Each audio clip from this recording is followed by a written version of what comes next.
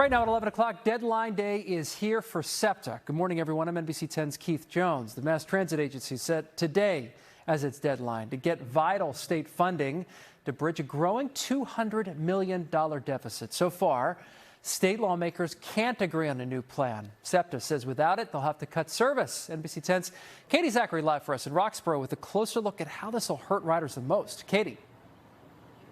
Well, Keith, we've heard from SEPTA leaders who say they hope the funding comes through even at the last minute.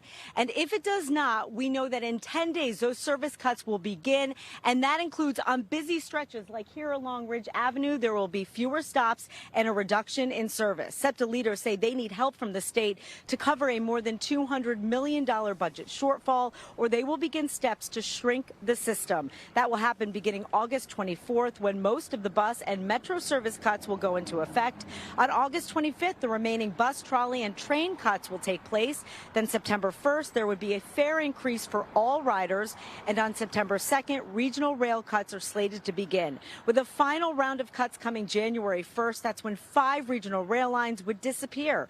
Over the last few days, lawmakers have been back in Harrisburg to vote on a state budget. Included in that would be key money for SEPTA. But the House and Senate have yet to agree on a state budget, meaning a transit funding bill hangs in the balance.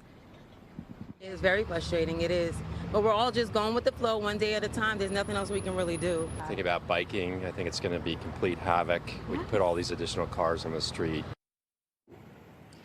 And SEPTA leaders say nearly all of their transit routes would experience a reduction in service or be eliminated. We are talking 50 bus lines and 5 regional rail lines, including 1 train line in the city. Reporting live in Roxborough, Katy Zachry, NBC 10 News.